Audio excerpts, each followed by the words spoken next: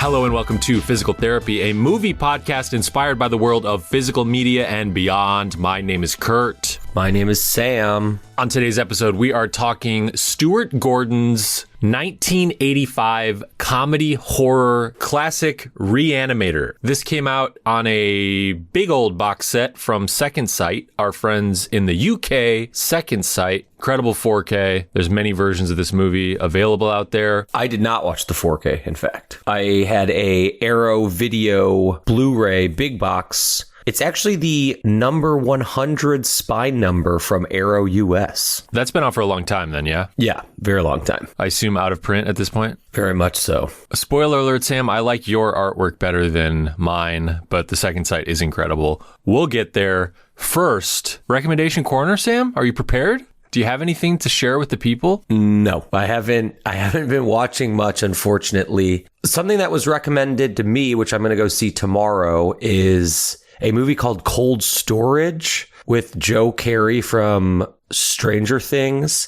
And I think Liam Neeson makes an appearance, but it's been described to me as like a fun throwback Tremors-like monster movie. Cool. I love the title. So I'm in. We'll check in about that one next time. I have one, Sam. What do you got for us? I revisited a movie that I loved very much in high school when it first came out. Okay. Primarily because it had an absolute banger of a DVD with I think 13 hours of special features, which carry over to this 4K. And that is Peter Jackson's King Kong. Ooh. Dude, I don't think I've seen this since seeing it in high school. This movie stars Jack Black, Naomi Watts, and Adrian Brody, and features also a really great kind of supporting cast that includes Andy Serkis, Jamie Bell, and an amazing Kyle Chandler. Yeah, that's right. This movie is 3.5 hours long, I think.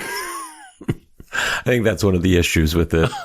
Is the DVD you're talking about, was it a big, almost briefcase-like set? Yeah, it was massive. It was a foot wide, probably. And I can't really remember why. It must have had production stills and stuff that came with it. Maybe even some toys. I might have had a little King Kong dinosaur toy that I was not playing with, but I did devour that DVD. It just had such amazing behind the scenes, and I had not seen it since, and it was very interesting to revisit it. I would say it was kind of an uneven experience overall, but one that I really enjoyed, and I do recommend this movie. I think that the emotional kind of through line of Naomi Watts and Kong really holds up. I think it's got maybe the greatest performance on blue screen of all time from Naomi Watts. The stuff she's doing with her face when you sort of rewind and remind yourself that I don't think there's anything there, I don't think they did the mocap at the time, in real time with her.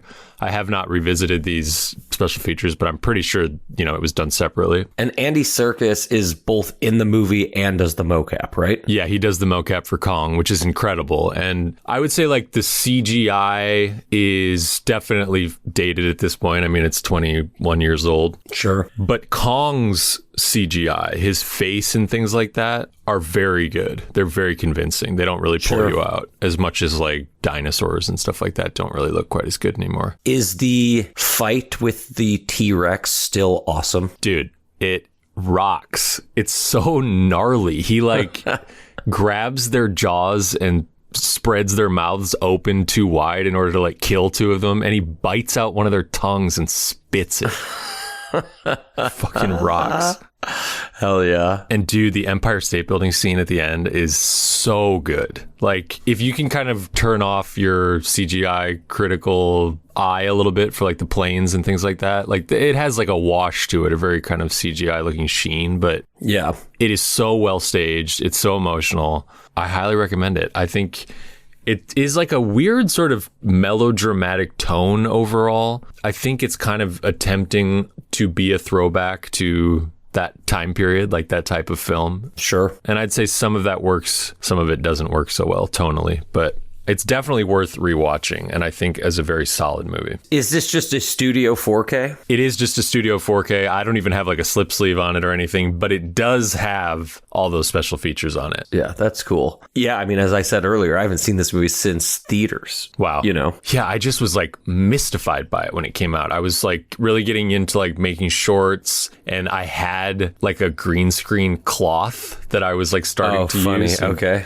My friends and I were making like, you know, shorts of people climbing up downtown St. Paul, like skyscrapers after this movie and stuff. Like, I was really fascinated by the technology of it, and also just like it is a real love letter to movies, this movie. So it hit me right at the right time. But I'm glad I don't have to make room on my shelf for that DVD anymore. So I'll take a little bare bones packaging. Do you still have that? No, I wish. Dang. Dude, can I do a, what would we call it? A non-recommendation road? Oh, okay. Like a back alley, like... Yeah, back alley, avoid this path at all costs. Okay, cool. I saw that movie Crime 101. Oh, no. Which, honestly, this is not to not recommend Crime 101. Okay. I bring it up because it's like a Michael Mann ripoff, and I've been kind of like, oh, I'm going to revisit some of these crime movies or like cop movies that I've missed over the past couple years. So last night, I threw on Havoc, which is a Tom Hardy Netflix movie by the guy who did The Raid. Dude, I know this is a physical media podcast, and I'm not trying to come after anybody, but why do fucking Netflix movies look so goddamn bad? Do you think it's like shot bad, or it was just presented bad via streaming? It is shot poorly, and it's got that god awful Netflix CGI sheen to everything. Like, hey, this takes place in a city, but we didn't go outside and shoot in a city at all. And Tom Hardy is doing a stupid accent as fucking always. And it's a lot of like, hey, check out these crazy one takes that aren't one takes. They're like digitally cut, you know, to look like one take. Yeah, the worst. They're the worst. And it was so dumb and so bad that after 40 minutes, I was just like, I don't care. I don't fucking care. And I turned it off. You know, I understand that people have different ways of watching movies and everything. I just think it's a bummer that Netflix has basically destroyed movie theaters. And then when I watch something that's a Netflix original, it looks like garbage. Like, if Frankenstein wins any awards at the Academy Awards, I'm out. I'm burning the podcast to the ground. It's also really easy to turn off a Netflix movie. It's like too easy. Oh my God, yeah. So it's got to be good. Yeah, there's just nothing to it. It's so stupid. It looks bad. The action looks bad. You know, so why waste the time? That's too bad, because The Raid is like the best movie of all time. Exactly. And they look incredible. Even now they look great. Some of the maybe the blood spatters or like the bullet. Yeah. The digital bullet hits. Yeah. Look a little whatever. But for the most part, those movies look incredible. And the action's awesome. And this was just so boring and flat. Crime 101 is definitely better than Havoc. Okay, good to know. I'll see that one. I do have one other recommendation that I'd like to throw out there, Sam. Uh-oh. Recently, we lost a couple incredible legendary actors, Robert Duvall, of course, being one of them. We also lost Tom Noonan. One of my faves. Yeah, just one of the great character actors. He's in things like Manhunter, Last Action Hero, Synecdoche, New York. And what I watched... Please tell me it's Monster Squad. Oh, no. I forgot he did Monster Squad. He plays Frankenstein in Monster Squad. Amazing. No, what I watched was a 4K from Shout Factory or Scream Factory, one of the two, that was in my shame pile for a long, long time, called RoboCop 2. Whoa. Have you seen RoboCop 2? I've seen it on cable. Absolutely rules. Does it? Yes. I mean, I know the first one is a comedy in many ways. This one is, I would say, even more satirical. It's directed by Irvin Kershner, who did Empire Strikes Back and Eyes of Laura Mars. Great director. But Tom Noonan plays like a drug kingpin who, spoiler alert, ends up getting turned into like a RoboCop nemesis, Robot Man. And it's really fun. You know, Frank Miller wrote the script to RoboCop 2 and 3, but then like they completely destroyed his vision, so he wanted his names taken off of it. Oh, wow. Yeah. Interesting. Even the second one? Yeah, because he wrote them as like hard R's, and they're both PG-13, aren't they? I would be shocked if RoboCop 2 was PG-13. It's R. It's so violent, the second one. The third one, I think, is PG-13. Okay. And the third one is directed by the guy who did Monster Squad, I believe. Fred Decker? I believe so, yeah. It 100% is. Yes. Good call. Great looking 4K. You actually recommend it, though? I do, yeah. Especially to you. I think you'd love it. Okay. It's like super campy, violent. The effects are either charmingly bad or really good. There's some really good makeup effects in it. RoboCop is, however, like very blue in it, and maybe he's that way in the first one, but like I feel like the lighting is a lot different in the first one or something, but like is his suit blue? Not at in all. RoboCop 1? Not at all. It's like silver, right? Yeah. Yeah, it's like so iridescent blue in this. It's bizarre. And he walks kind of silly in this movie. And I know he does that in the first one, but it's like not shot as well or something. Sure.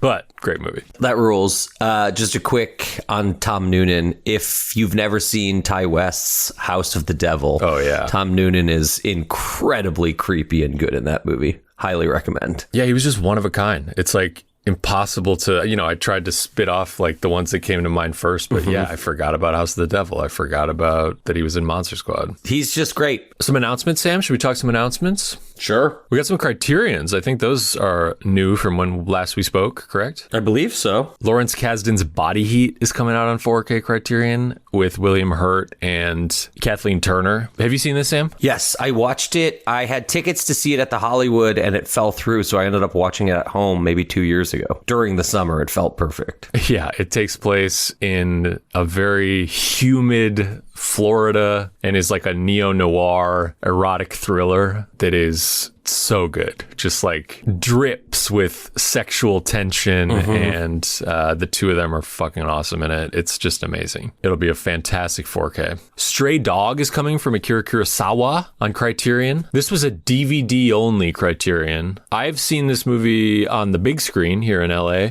It's about a cop who loses his gun. That's right. I don't think I've ever seen this one. It's great. I definitely want to grab that. Fun upgrade since it being only a DVD. Yeah, for sure. The Bob Fosse movie Lenny, starring Dustin Hoffman, is coming. I've always been recommended this movie and have not seen it. I can't wait. What is it about? Is it a stand-up comedian? I believe it is, yes. I believe he plays a stand-up comic. Yeah, I don't know this one. I wish they'd drop a 4K of All That Jazz. I'm sure that's incoming, but hopefully, yeah. Sam, I still haven't seen Sentimental Value, Joachim Trier's Sentimental Value, which is coming from Criterion on 4K as well. Yeah, I liked it. It seems like a little quick to be coming, but they seem to have a deal with him. But I thought Sentimental Value was very moving and sweet. It's a little slow, but I had a very good time watching it. Dude, you ever see The Substitute with Tom Berenger? Not yet. Hell yeah, baby. We're getting a Vestron video collector's series of The Substitute, a 4K. That will be, the Vestron series are now exclusive to Lionsgate Limited, so you're going to have to get it from their website. But The Substitute is like a stupid 90s action thriller that Tom Berenger, I believe his girlfriend is Al Pacino's wife from Heat, and she's a teacher who gets like beat up by two of her students, and he's an ex-Green Beret. Oh yeah. So he goes to the school as a substitute teacher and like takes down the students and the gang that's running the school. Sign me up. Fucking hell yeah. Sam, what's up with a movie called Stardust starring Claire Danes, Michelle Pfeiffer, and Robert De Niro? I believe it's based on a comic book, and I think people hate it. You know what? You know who I bet loves Stardust? Wendy. Oh my God. Shots fired. Dude, I guarantee you Wendy loves fucking Stardust. Ryan's post on The Disconnected starts with a Gene Shalit quote that says, "Scheming princes, wicked witches, flying pirates, celestial love, a pure-hearted hero, all in a magical land. What more do you want?" Good question, Gene Shalit. Sam, we're getting a steel book on April 21st of The Bone Temple, baby. Hell yeah, man. I cannot fucking wait. Fog Day, Bone Temple Day. Sign me up. Where's the pre-order for this? I keep checking Orbit. Dude, another big pre-order for Steelbook, which I think will go sell out wicked fast and be a fucking nightmare. I know. Is going to be Fight Club on May 12th. Yeah, I know. I want to secure these pre-orders for both of those. Very much so. Are you looking for Bone Temple Steelbook, or are you just going to get whatever you can? I'll probably get the Steelbook. I feel like that's all I've seen on 4K, right? Have they announced a regular 4K?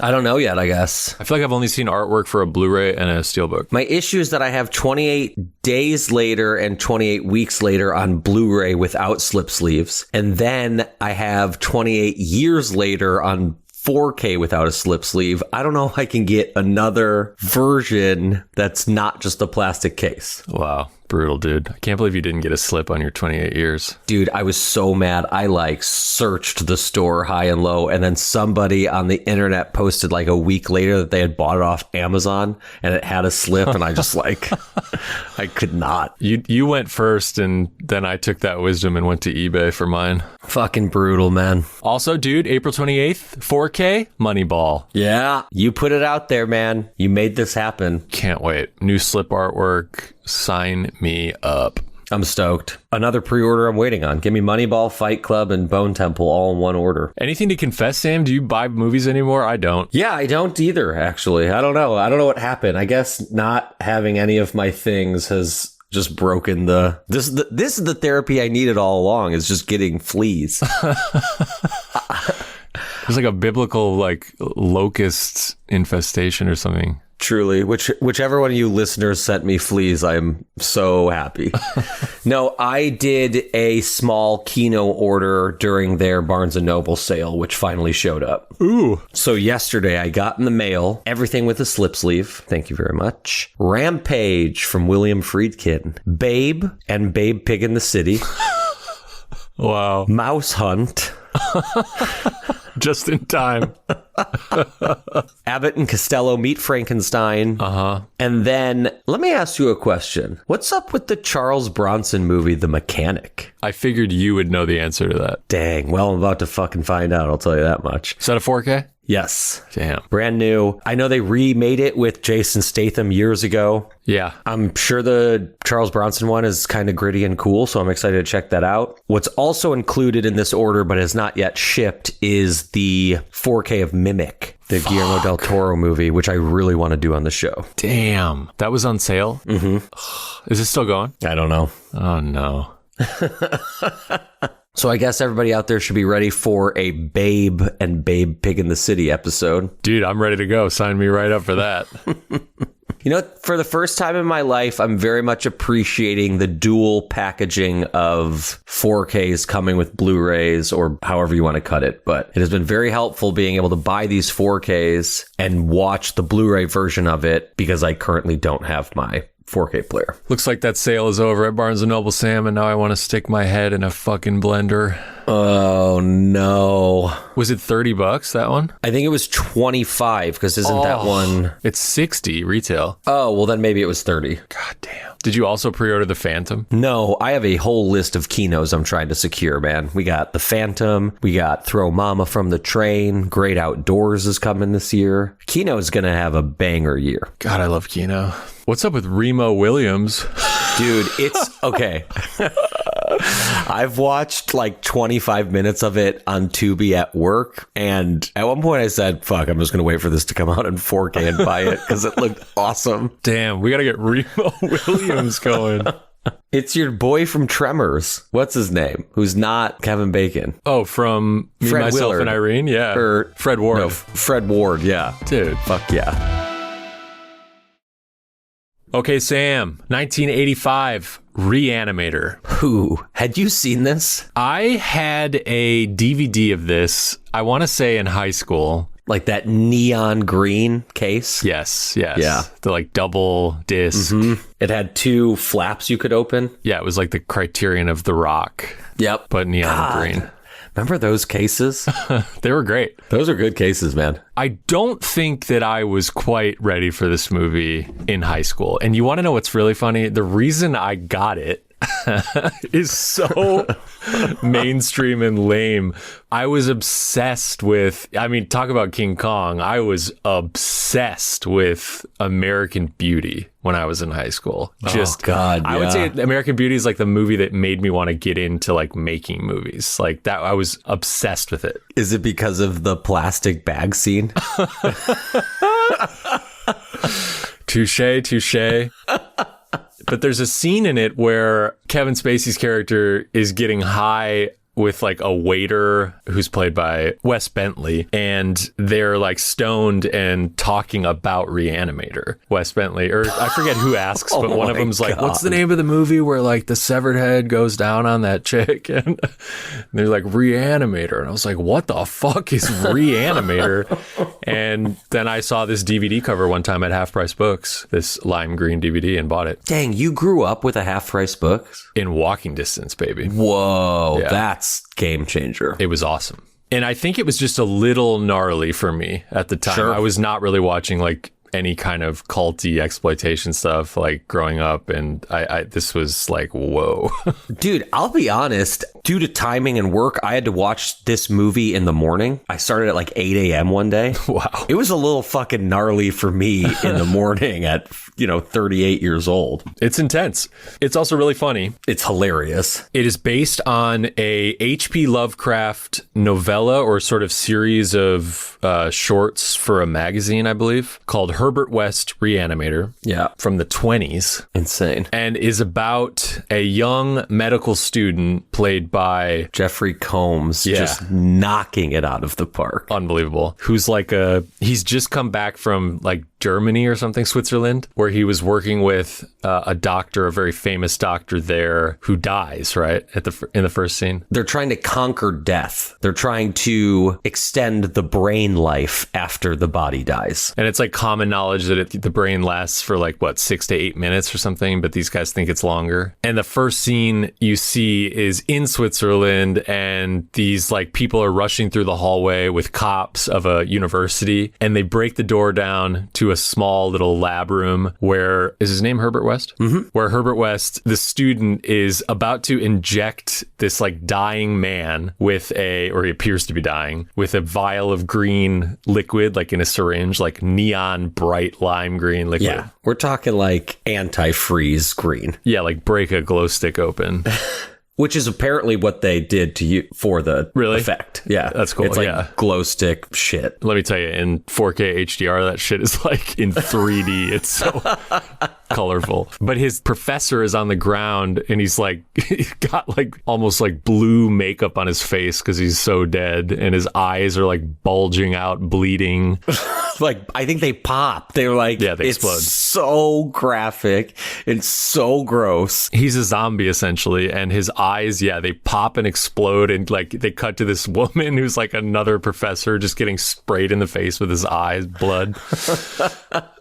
And I believe they accuse him of like murdering him. The cops are basically suspicious that he has murdered this guy because it looks like he did, Herbert West. And he says, I gave him life. And then it like smash cuts to a hilarious Vertigo ripoff score. Psycho. Oh, Psycho, excuse me. Yeah. And a similar title sequence, honestly. It's like a neon kind of Grey's Anatomy animation, like brought to life. The guy who did the score, Richard Band, I one time saw a triple feature of movies that he scored and he played in between each movie. Wow. Unfortunately, Re-Animator was not one of those movies. It is a little distracting, the fact that this score is the exact same thing basically as Psycho. And like doesn't fit the rest of the movie at all. Yeah. It's not the like shower scene Psycho. It's like the regular sort of. The kind of building and ratcheting of tension, but like there's not a lot of, suspenseful things, I guess, happen in this movie, but it kind of shows you exactly where it's going to go immediately. Yeah. It's not the regular like shower scene thing. It's like the but it's like also like remixed in a weird way. I don't know. It's weird. It also like doesn't fit how creative and like original this movie feels otherwise. I just don't understand it, why they didn't just like do their own thing. Obviously they had a composer. The weird thing is the movie itself has nothing to do with Psycho. Like in terms of story and what they're showing and doing, the two movies couldn't be less similar. So why borrow the score from arguably one of the most well-known horror movies? It's a very strange choice. However, to your point, Kurt, like the creativity and the originality of this movie is nuts because it's ultimately a zombie movie that doesn't really feel like your traditional zombie movie at all. It's like a zombie movie. I don't want to say meets Frankenstein because Frankenstein is a zombie movie, but it is very inspired by Frankenstein as well. It's like a mashup of those, what you think of when you think of like a regular, multiple zombies in a room coming after you movie plus Frankenstein. Yeah. So Herbert West shows up in America at a Massachusetts, maybe? I think a lot of the H.P. Lovecraft stuff is just, New England, Massachusetts area. So he shows up at a medical school where he meets our other kind of main character. His name is Dan Kane, and they become roommates. And Dan has a girlfriend. Played by the incredible 80s horror icon, Barbara Crampton. What else is she from? Dude, she's in fucking everything. She's fantastic in this. One of the things that I know her most from is another Stuart Gordon and Jeffrey Combs movie called From Beyond. In my shame pile. Dude, so another gross out H.P. Lovecraft inspired awesome movie where Barbara Crampton is again like a bombshell upon bombshell, and she fucking rips that movie. You got to see From Beyond, dude. Do you have the 4K from Vinegar Syndrome? I have the 4K from 88 films. Oh, okay. It's a nice looking 4K, nice packaging, but no, not the Vinegar Syndrome. Buckle in for that one, Marty. So Dan Kane is dating Barbara Crampton, who is playing a character named Megan. Megan's father is the dean of this medical school. Yep. There's also a professor named Dr. Carl Hill. He's like the head of brain surgery at this school and hospital. And is very suspicious of the doctor and the techniques and the beliefs that Herbert West was studying with in Switzerland. They immediately have like an antagonistic relationship. We should also say that Herbert West is a fucking prick. Yeah. He's like a mousy little asshole. Who thinks he knows everything and won't make eye contact with anybody. And he moves in with Dan. Dan's looking for a roommate. Dan's got this girlfriend and a cat. Cat's named Rufus. It's also worth mentioning that Dr. Hill, the antagonistic professor, who is friends with Megan's father, appears to be like weirdly into Megan. Like very much so. Dr. Hill, yeah, who is like a fucking child compared to him. And so that's sort of the setup. One evening, Megan and Dan are hanging out and they get into an argument about how creepy Herbert is as a roommate. And Megan points out, she's like, we haven't even seen Rufus in days. He normally comes out and meows. They start to look around the house. She opens Herbert's door. He is not in his bedroom. And she discovers there's a fridge in his bedroom that has a dead cat inside of it. And a bunch of green liquid, right? Yes. A commotion starts and Herbert walks into the room and says, what are you doing in my room? Get out of here. They're like, you killed the cat. Yeah. So Dan and Megan confront him about it. And Herbert says, I did not kill the cat. The cat was dead when I got here. I put him in the fridge to not create a stink in the house. I was going to tell you later. And Dan says, you could have left a note. And Herbert says, what would you want me to say? Cat's dead. We'll talk later. Yeah, cat's dead. Talk later. When Herbert West moves in, when he's touring the house, they take him down to the basement, which is like a big open unused space. And he's like, oh my God, perfect. I'll pay you right now. And he like literally presents cash. So later that night, they hear screaming from the basement. Screaming, huge commotion, shit getting overturned. So Dan and Megan run downstairs to see Herbert West wrestling with this dead cat that is now alive again. A zombie cat attacking his face and like back and scratching him, crawling all over him. It's like a Looney Tunes-esque scene where this is like a stuffed cat puppet that they're like throwing around the basement and like trying to tackle, and shit is getting overturned. Like pans and medical utensils are going all over the place. At one point they hurl this poor cat just straight at the wall. Yeah. But it looks terrible. I mean, it's like a very funny, like animatronic / like stuffed animal. Mm-hmm. Like, I watched this with Kim, who's not with us today, but she, is like the last person who's going to be able to watch like an animal, especially a cat, like, get hurt in a movie, like a fake animal. Yeah. Even she was like laughing because it looks so silly. And they finally kill it again. Yep. But now we know that Herbert West has the ability to bring things back from the dead. Yes. So the next morning, Dan goes to the school to tell the dean what has happened. Not necessarily as like a tattletale, but more of like, look what we discovered. Yeah. He said he could do this. He did it. I've seen it with my own eyes. And the dean straight up kicks Dan and Herbert West out of school. Because I think they use like equipment that they shouldn't have. And yeah. And they're just kind of like, this joke's gone on far enough. Yeah. The dean is a little iffy on Herbert because of his relationship with the head doctor. And now they're like, okay, well, in order to prove everybody wrong, we have to do this to a person. So we're going to break into the morgue and find a freshly dead corpse and give it some of this Re-Animator agent. That's another thing, is they keep talking about the time of death. They want as fresh of a corpse as they possibly can. Hopefully somebody who dropped dead from heart failure, so the body is intact. There's this hilarious scene where they're going through bodies and they're like, what about this guy? It's like,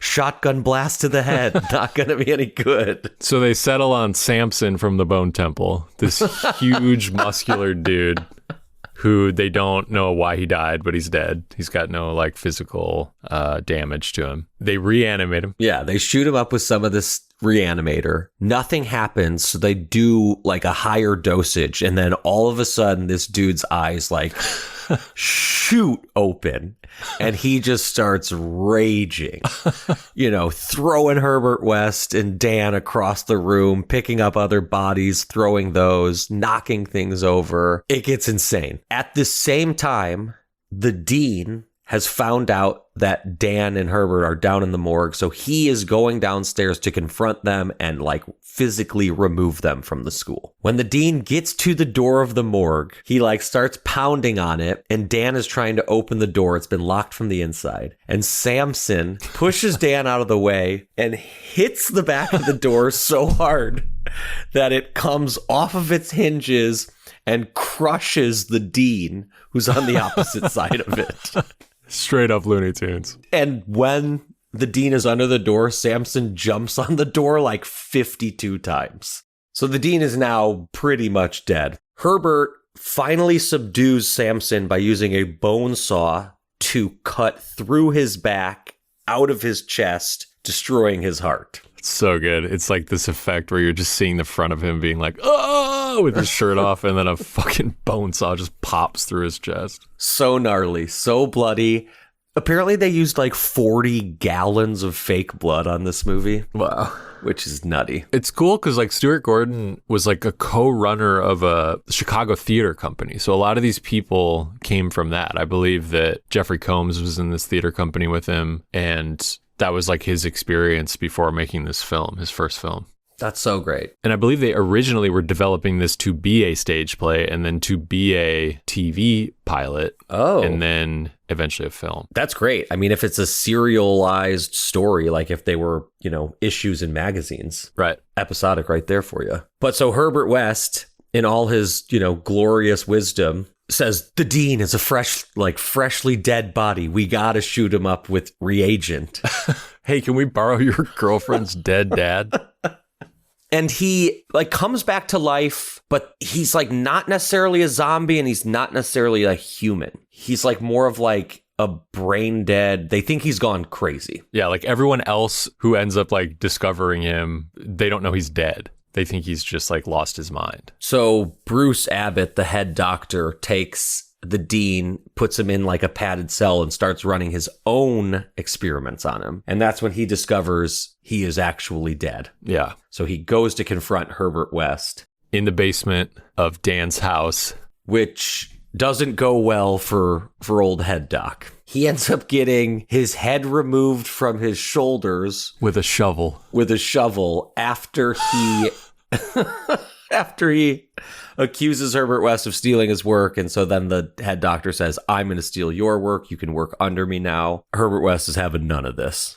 Absolutely none of this. Dude, he's on the ground. I forget if he hits him in the face with a shovel first or whatever, but I think hits him in the back of the head. Yeah. His body is on the ground, and Jeffrey Combs just puts like a flat shovel against his neck and stomps down on it. And it's like shot from behind in an amazing angle where like you see that action and then you just see the severed head just like roll to the side into frame. It's so good. Yeah. And again, Jeffrey Combs is the doctor. He picks up the head, puts it in like a medical pan, and then shoots it with reagent. It comes to life. And kind of like maybe because the freshness of the kill is able to talk a little bit more. And it's like the classic, like, you know how they're doing it effect where like obviously David Gale, the actor who plays Dr. Carl Hill, is just like under the table with his head sticking through. But as he's talking to the severed head, the body in the background reanimates. Yeah, Dr. Carl Hill, like, I guess because of the freshness of the kill, who really gives a shit? But he is able to like control the rest of his body. So his body reanimates behind Herbert West and like walks up behind him. The headless horseman walks up behind him and like hits him with a pipe. Doesn't he slam his head down on the table?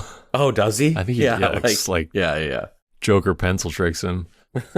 And then Dr. Carl Hill and his body escape. And then basically the final confrontation is Dan and Herbert West taking on Dr. Hill, who has kidnapped Megan at this point because he's going to make her his like bride of Frankenstein ultimately. And in an incredibly disturbing scene. Oh, gross. It's so gross, dude. He like strips her naked, straps her to a medical table in the morgue, and proceeds to rape her, essentially, or try to. Yeah, try. It's right before, and you know, whatever. I'm not defending this scene by any means, but right before it is about to become like way too much, it stops. Yeah. I mean, I mentioned it, the line from American Beauty, but his headless body is holding his severed head, and it's about to go down on this poor woman who's screaming and naked and strapped to this table. And then, yes, the heroes arrive. I guess. And it just becomes a fucking bloodbath. Dr. Hill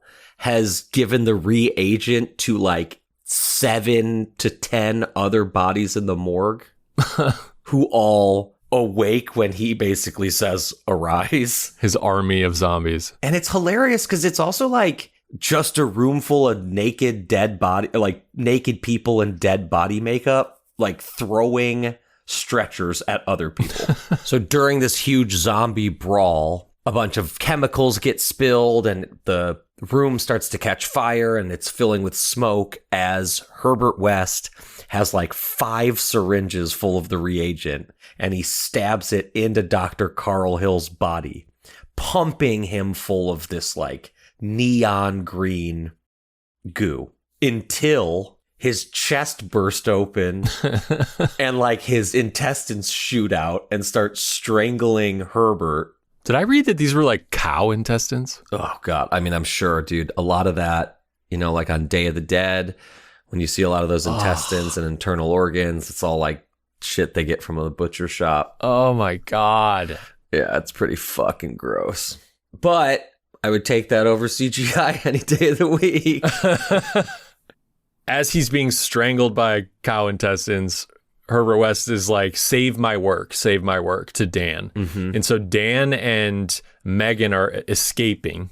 When one of the zombie creatures like ultimately breaks out and attacks them, strangling Megan to death. So she's dead and they're in an elevator escaping the basement morgue floor. Dan rushes Megan to a hospital bed. The same hospital bed that we first meet him at, where he is desperately trying to save a person who's dying, who is already flatlined, and everyone else on the medical team is like, you gotta let it go, you gotta let it go. But he clearly wants to keep pushing and revive this patient from the dead. So it's like a nice little mirror moment. Yeah. He brings Megan to this same hospital room and tries to, you know, bring her back to life traditionally with, you know, the whatever they're called. The defibrillator. Oh, yep. There you go. And that's not working. So he's faced with the choice of like, well, this reagent might work. Yeah. And in a great ending, you know, injects her. Great ending. And then it cuts to black and you hear her scream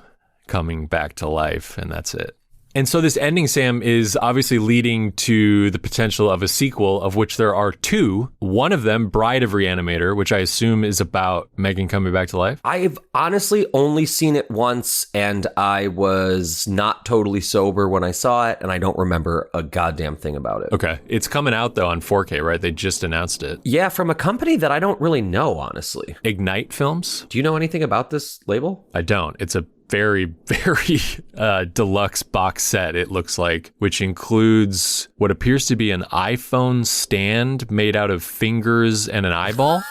The ultimate version of this box set is $130, but there are smaller versions. Okay. There's like 4 versions. But I don't think this was directed by Stuart Gordon, was it? I don't think it is either. But it looks like a lot of the same cast is in it. Mm-hmm. Great movie, Re-Animator, absolutely insane. This is such a great 4K, just an amazing transfer, this second sight version that I watched. I highly recommend, if people don't have this movie, to grab their version of it. It's great. What's the size comparatively to Possession? The box size for Re-Animator, much smaller. I think Possession and Drive are like humongous box sets. This is like the same size as It Follows. Oh, if you have okay. That. Yeah. I do like your artwork a lot better, though. The second sight one is an original artwork that is like kind of feels too modern for the movie, in my opinion. I really love this Arrow version. It's like one of the reasons why I didn't want to upgrade.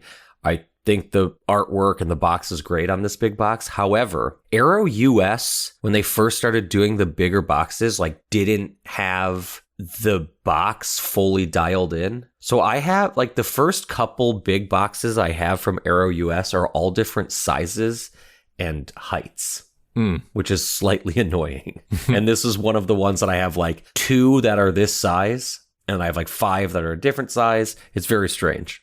But even this Blu-ray still looks phenomenal. I mean, I think the first time I saw this movie was, a shitty rundown VHS copy. And so to see it, a movie this kind of gory and gross, get an incredible treatment is awesome. Yeah, I mean, it's like, relatively lower budget of a movie, but it looks really good. Like it was there, in the negative. Like it really is a nice looking film. So yeah, highly recommend it. If that sounds like a movie you would like, if you're my mother, please avoid it. But otherwise, check it out. A great double feature with From Beyond as well. Like they play really well together. From Beyond is not only directed by Stuart Gordon and starring Barbara Crampton and Jeffrey Combs. You also got Ken Foree from Dawn of the Dead in there. It's a weird S&M kind of one location horror movie again with some gross out great practical effects. Highly recommend. Yeah, I can't wait. I'm going to pull that out of the pile soon.